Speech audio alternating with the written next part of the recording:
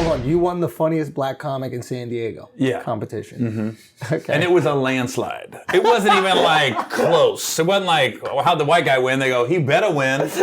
You know what I mean? He better. Something's wrong here. You gentrified black comedy. But Hey, let me tell you what you're about to watch. I got some comic friends meeting me, and we're all bringing our most offensive jokes. The ones that divide a crowd, the ones that get boos, not laughs. But we believe there's still some funny in there, and we're gonna find it. I'm Andrew Schulz, and this is Inside Jokes.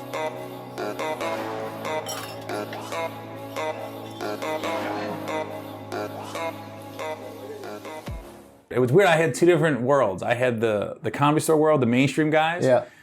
Then I had the hood guys. Yeah. And I remember, Nick Cannon was always at the black spots. Yeah. They used to call me and Nick Piakowski and Kobe because we'd go to LA together from San Diego. Right. And then come back down. And I was with Nick when he got discovered at the Bay Area Black Comedy Competition in '98. Nick got discovered via stand-up? Mm-hmm. Really? Yeah. He was a young he guy. Funny? He was, he was a teenager. Here's a funny story about Nick. He had a rap group called The Bomb Squad. D.A. The Bomb Squad. Right. When I met him was when I met his manager because I signed up for the funniest black comedian in San Diego contest. Right? They didn't know I wasn't black, so I got there. Because it was like a radio call. Oh, that's Gary. Yeah. Well, there was a radio station called Z90. So I heard on the radio, and I said, ooh. So I called in, entered, got there, and granted, San Diego was a radio show, so it wasn't like they scoured the city. It was guys that just signed up. And it was brutal. I mean, it was probably the easiest competition I've ever won. I was like, nobody was funny. Hold on, you won the funniest black comic in San Diego competition. Mm-hmm. Okay. And it was a landslide. It wasn't even like close. It wasn't like, well, how'd the white guy win? They go, he better win. You know what I mean? He better. Something's wrong here. You gentrified black comedy. But there was shit. You're the Caitlyn Jenner of black comedy. Caitlyn Jenner. Remember when Carl Malone of comedy, man? No, when she won Woman of the Year. Oh, right. Yeah. Bro, this is hilarious. Okay, go on. So Nick had a manager called, his name was Samir Toma. Okay. And he said, hey man, I got this rap group down here. And he gave me one of their CDs, right? And it was, I never had Nick and this other guy who basically is like Brian Dunkelman with Ryan Seacrest. Oh, because where's he at? Yeah, He's got to be looking at Nick like, man, fuck, wow. Now. There's no way he's looking at it happy for Nick. He was out. Right. But I was, at this point, I was coming back and forth from LA. I was trying to get my name out there. And Magic Johnson saw me one night on stage. And he pulls me aside and he goes, hey, I got this talk show. I'm going to bring you in, try to be my sidekick, the Magic Hour. Right? So I was like, yeah. He goes, his assistant came to me first and said, I'm going to bring Magic to come see you, but I need like a highlight reel to show him. This is when VHS was in. Yeah. So I'm renting this room on San Diego State's campus, and Samir comes over with, we call him Sam. Sam comes over with Nick, right? And we're dubbing this for Magic. And Nick literally goes, I think I'm going to do stand-up. And I go, you should, man. You got a good personality. You should. And next thing you know, there was a place called Mr. O's, which was a nightclub, and they do comedy on Wednesdays or Thursdays. So Nick would start showing up at Mr. O's. But I remember Nick's first couple times on stage, he was doing other people's jokes. Really? But he didn't know any better. I went up to him, I said, Nick, that's so-and-so's joke from comedy. He goes, yeah, I saw it last night, I thought it was funny. He just didn't know, right? So it wasn't like he stole it like, I'm a joke thief. He literally was like this, I'm gonna do stand-up, I'm gonna watch stand-up. At one point, I think he did the Eddie Murphy ice cream jokes. No.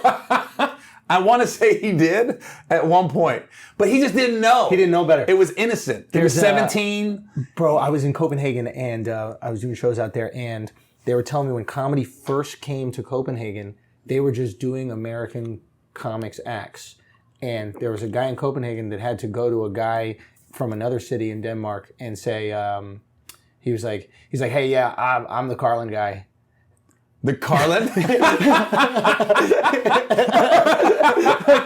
No, those are mine. Those are mine. Yeah, I do Carlin. I'm Copenhagen Carlin. So they were like Michael Bolton. Bro. Everything, just karaoke comics. Real talk. So, wow. Okay, so you start Nick in comedy essentially, but you get this tape together in Magic. And then Magic comes to see me at the Comedy Store in LA on Tuesday night. which is Guy Tori's Fat Tuesday. That's the Black Night. Right. So he comes and we talk. We set up a meeting. I go meet with him at his office. And then they basically came, Craig Shoemaker got the job. And they told me, they go, the networks just have no idea who you are. And they want a seasoned comic because Magic's not a seasoned host. Right. So I didn't get it. But it was still, to this day, me and Magic, we're still cool because of it. Really? And I don't have his number or anything. But when we're out, like, it's, you know. Dap him up. Yeah, Cool. it's cool. He's got some free time now. Yeah, right. Yeah. But Nick, he started to get better. And he was clean. So you tell him not to steal people's jokes. I told him, you got to do your own jokes. You got to do your own jokes. Yeah. And what is his reaction to that when you explain how comedy works? He's just looking. He's like, oh. Like, he's just like taking it in like, oh. Almost like, okay, I got it. You know what I mean? I know what's going on now. Right? Because I remember we were in the parking lot of Mr. O's, right there in front, because Mr. O's on the second floor. We was down in the parking lot, and you know, like comics do after the show, it was like four of us talking. Yeah. And I said, Nick, man, that is let's just make that's Earthquake's joke from comic. He goes, I saw it last night. It was good. I was like, what? Like, so he was working out new jokes, Right. and then he thought it was like music where you can kind of perform someone else's song, like he didn't know. Right. So it's not. It was innocent. Yeah. You know. Yeah. But then he started to get. He had a good 5 minutes, like silent. That's all the time he was getting, and he was clean. And I remember his jokes to this day. One was about a field trip to Mexico, and they had the thing where you pull and it makes the different animal noises. Cow. Yeah. He goes, but my mom bought me like a Mexican one, so the cow would be like la vaca instead of moo, la vaca. He goes, so. I was always. There was some joke about he wasn't the brightest in school because they thought he was slow or something because they said what noise does a cow make? He was like la vaca. Yeah. But yeah, he had some funny bits, man. Yeah. Not that one, but not that one. I didn't tell it right. But you know, he's a good-looking young guy. Yeah. He's clean. Yeah.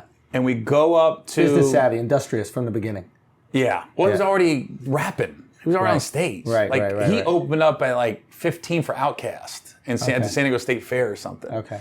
So we go up to Oakland for the Bay Area Black Comedy Competition, and I remember watching him and looking out at the judges, because the judges were real industry. People were getting deals out of that back in the day. And I saw him, I was like, oh, they really like him. And then he got the warm-up job from All That after that. Right. And then he got on All That. All That, the fucking Nickelodeon show, was it? Yeah. That's where he got on. And he was there. See, I was there when I was there when I saw people when it would happen. I was there when Gabriel did Montreal. Real quick, you were coming up at a time, and I'm after you, right? So I'm the first generation of comics that feels like there wasn't this, you get on stage, someone sees you, and then you have a deal. Right. Did you feel like that was happening at your time? Yeah. Like one show, one night could change your career? Yeah. Yeah. Right, when I first got to LA? Yeah. So everybody that would go on, you're getting their A shit. But they did this, it was verbatim. It was a knew what 5-10 minute getting. act. This was like, hey, this is my sitcom. I put this together. And then every time someone would do bad, they do the whole, I don't give a shit, I'm just working shit out. I was like, well, I do. I care. I'm trying to get on TV. So that's what everybody was obsessed. So did comedy kind of suck because of it, you think? It wasn't like, was it less jaded. Authentic in a way? It was cutthroat, I think. I don't think it was as supportive. Right. Because you were just like, you weren't rooting, I guarantee you this, there wasn't so many people rooting for you.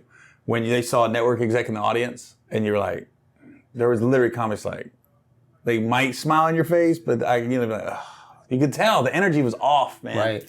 Anytime someone comes see you, I had Jamie Foxx come see me one night, and that's how I got the movie Held Up. Like afterwards, he's just in the lobby, he goes, dog. The next week, I get a call, hey, come to the house, hang out. So I hung out with Jamie. That summer '98 was my summer to get it out of my system. Like I lived the Hollywood lifestyle. This is before you're married. Partying with Jamie Foxx. Okay. I